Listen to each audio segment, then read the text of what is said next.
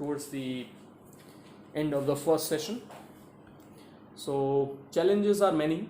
First is the student mindset, I feel, because we have students who would not be very autonomous, or rather conventionally they expect that every word is explained to them.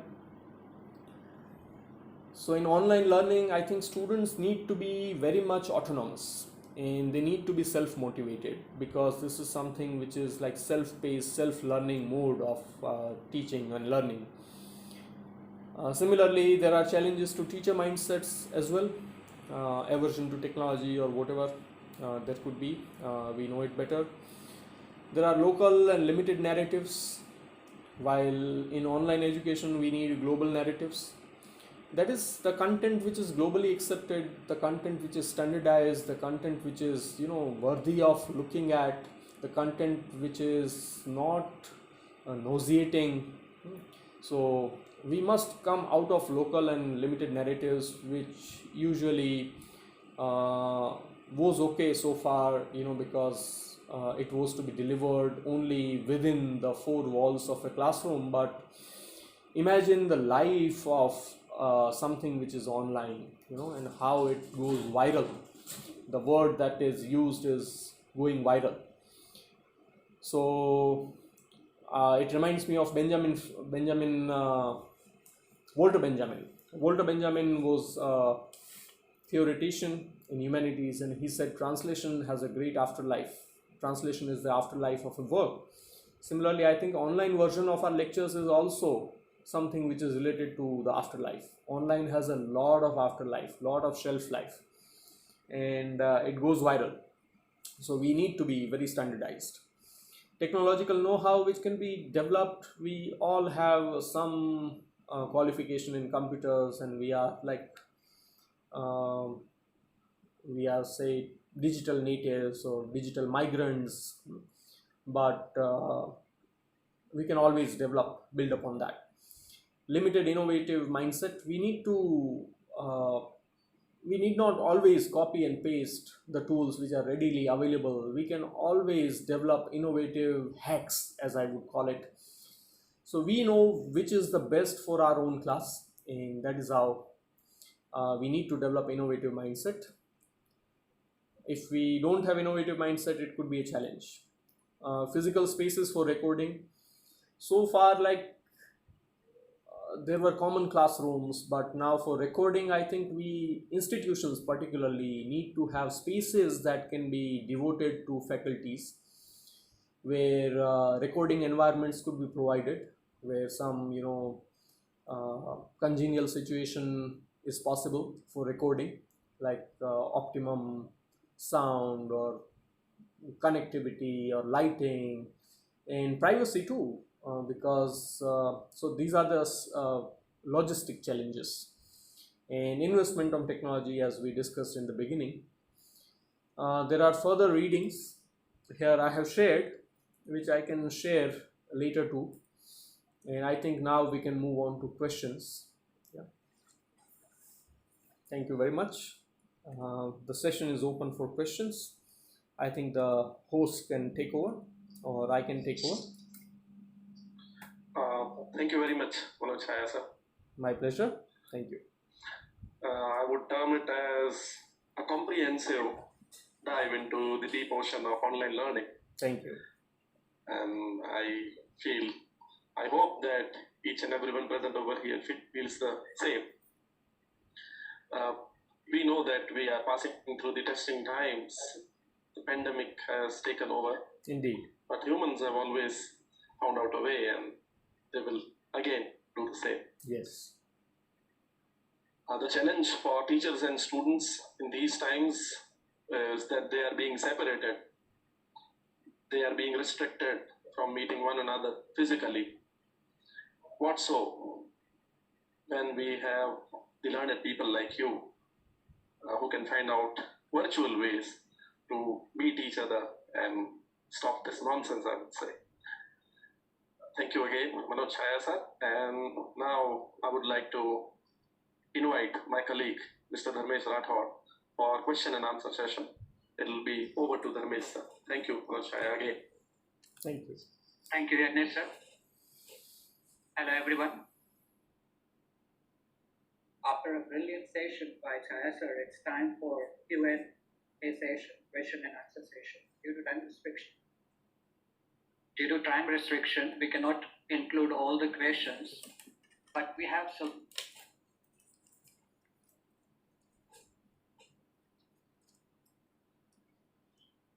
Yeah.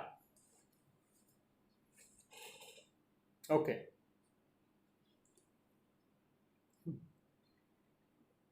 I knew this question would come, and so I tried to briefly address that what I am talking is across the disciplines and across the subjects. Now, see, practicals is something which is quite a different thing than what we are discussing here, because practicals are conducted in laboratories and it needs specialized equipment, and not everyone can have a computer or laptop or a mobile phone with them.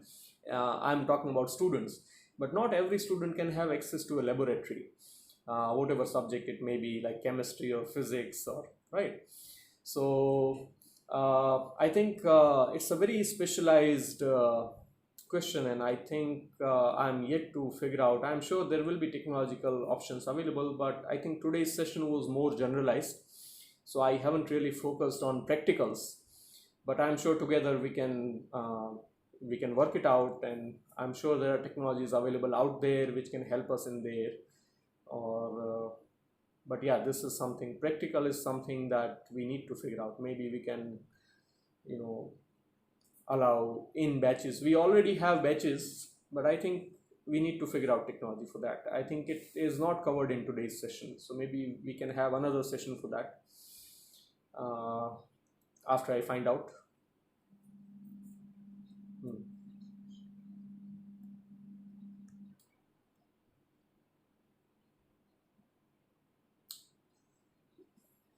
Hmm. Yeah, true. Yeah. Okay. Yeah. Perfect. Now let me start this answer with an example. At Lalan College, we have been running online examinations in for internal examinations even before this pandemic.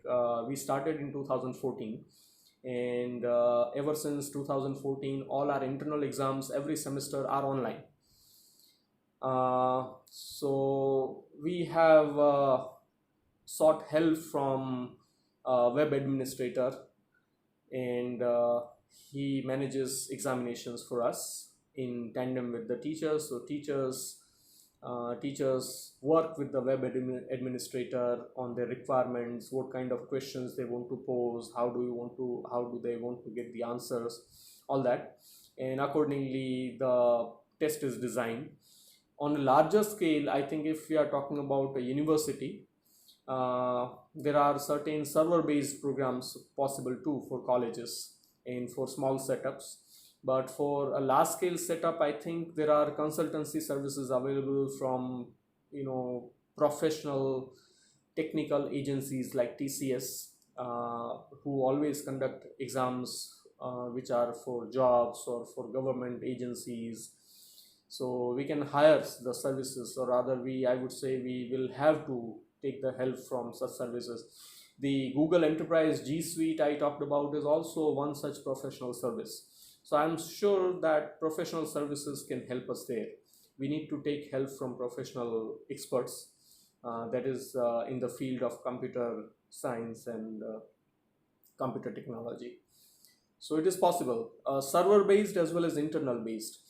If you look at this project called Scope always conducts this ODOLE session for their candidates. ODOLE means on demand online examination, and it can be server based too, so you don't need internet for that. If you have a setup which is server and workstations, students can attempt the exam on workstations, and server can randomize the questions and assess it. And for individual needs, this could be what we design, like assignment and quizzes within the Google Classroom. That is one.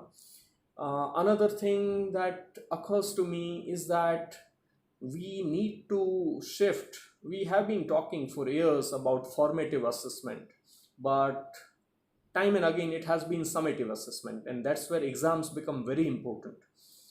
To release the burden on the SEM and examinations, we must slowly, gradually shift to formative assessment, like in American education.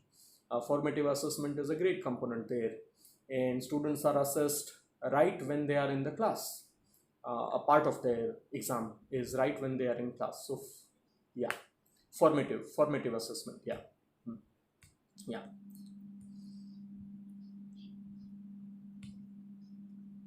Yeah.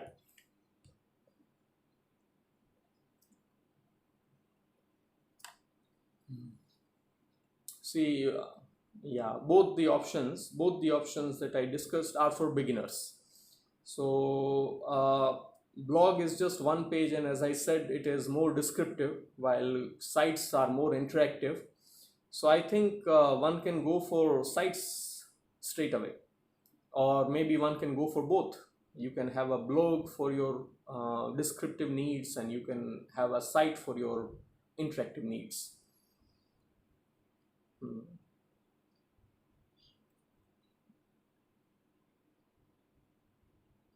Oh, right.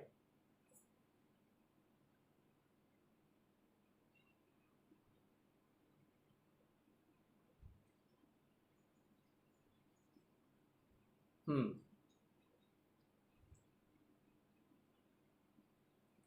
Hmm. Now see, yeah, yeah, correct. Yeah, got it.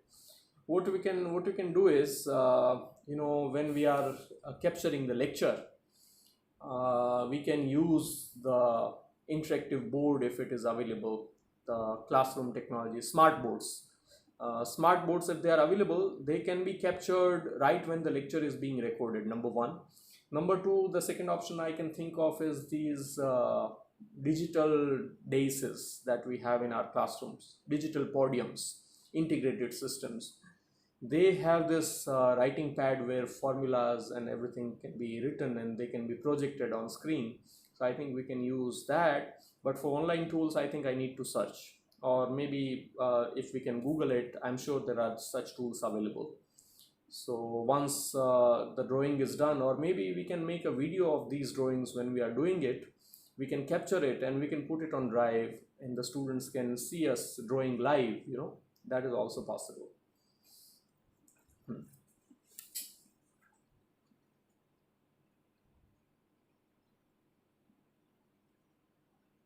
Hmm. Hmm.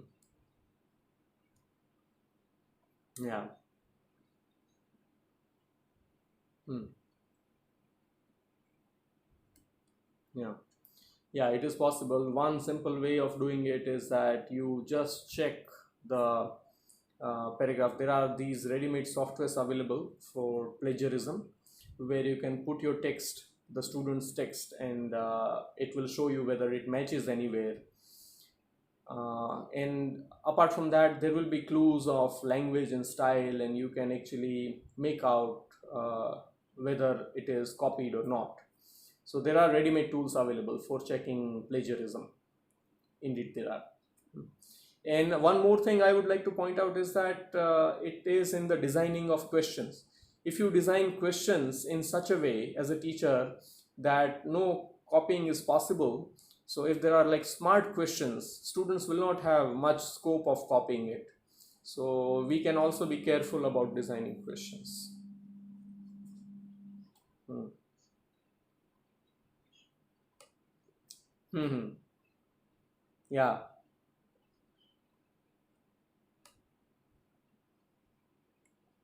Hmm. Yeah, so credit transfer is something which is, I think it has been instructed by MHRD to all the authorities like UGC and AICTE, but I think you have to check with your own university how and how much transfer is allowed, so it depends on the university how much is accepted. So just check with your university which certifies you, and just maybe you can apply for consideration of these credits which you have on online.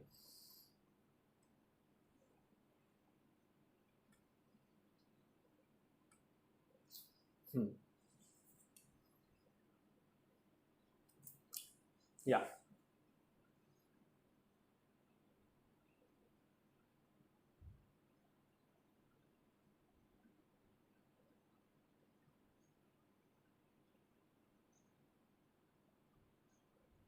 Hmm. Okay. Now, ideally, let me start with ideal. Ideally, we need something called lecture capture system. These are integrated modules that should be installed in all classrooms or all the spaces where recording is made. So that is one thing. But in the absence of such systems, all that we need is a video camera and a microphone. And these are the basic tools. And if you have a device like mobile phone or laptop or a PC, I think these things are integrated. So ideally you need a lecture capture system, dedicated lecture capture system, and minimally you need a mobile phone. Hmm.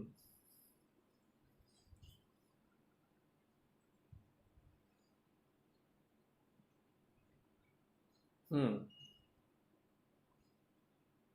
Yeah. There are a couple of ways. One is there are softwares available that can. One simple way that we all have been doing is scan it. You just take pictures and upload it to Drive and share it with your students. That is number one. Number two is if you are good at typing or if you have help from typist available, you can just type it out and make it into a digital format and share that file.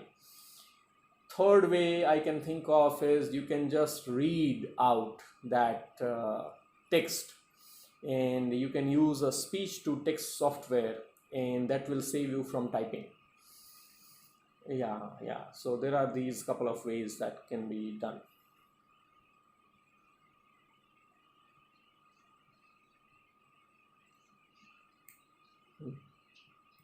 Okay. Yeah. Mm-hmm. Mm-hmm.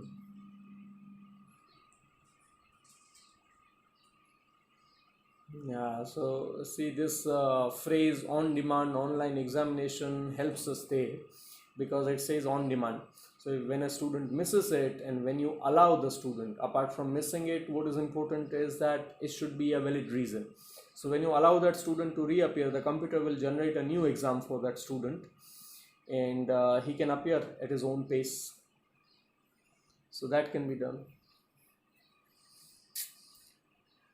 No. You can do that if it's a short exam, and if it is a subjective exam, you can set the questions again, but usually the computer randomizes the questions. So from the question bank that you have once created, the new randomized set of questions will be posed to that student who is reappearing for the exam. Yeah, yeah, yeah.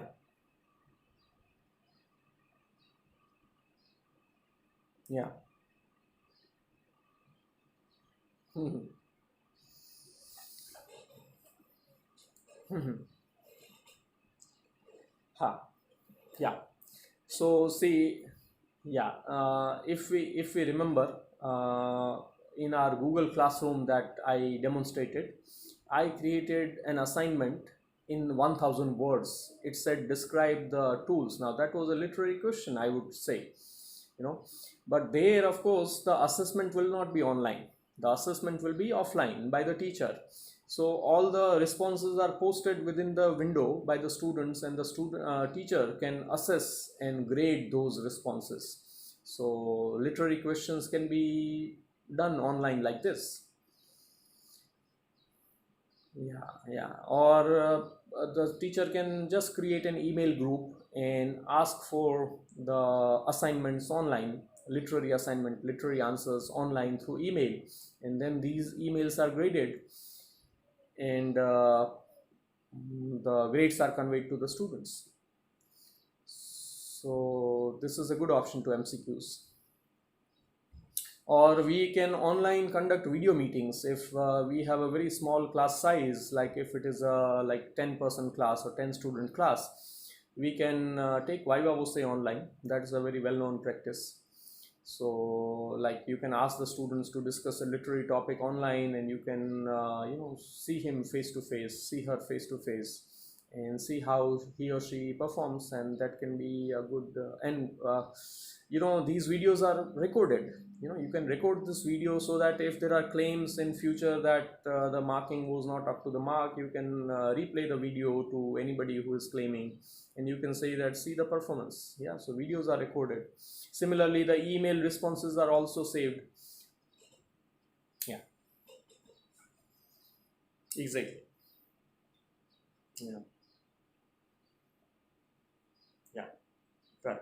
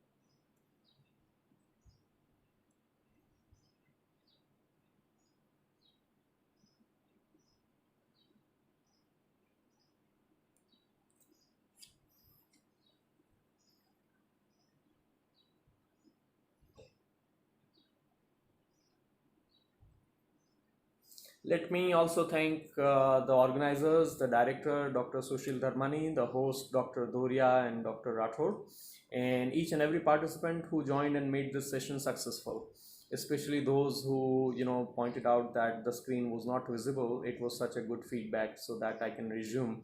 And all those who asked questions and took keen interest in this session. Thank you very much. Wish you all the best. Remember, teaching starts with learning. Thank you.